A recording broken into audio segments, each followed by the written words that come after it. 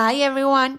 Having security in your documents is very important. And if you are the one who has control on who can see the document or no, is better. So, in this video, I'm going to show you how to password protect your PDF file. First, here I have my PDF example.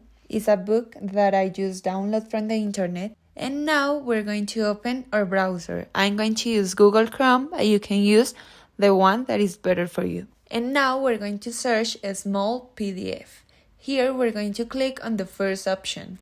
And now here we're going to scroll down, we're going to find the option Protect PDF, we're going to click on it. This is a very effective way to guarantee the security and privacy of the information contained on your document. Now you can draw the document, or you can click on select files. Here is going to take you to this window and you can select the PDF you're going to upload.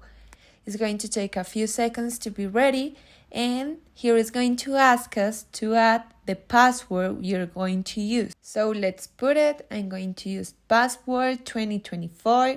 We have to confirm the password, so I'm going to put it again.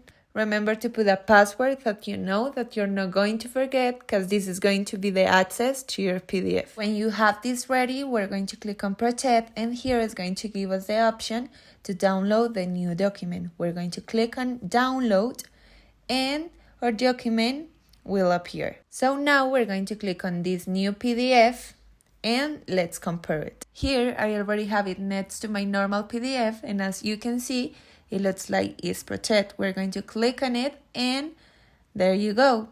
Here you have to put your password and your PDF will open. It is an easy, fast, and safe process. So let's try it. I hope you guys like this video. See you in the next one. Bye!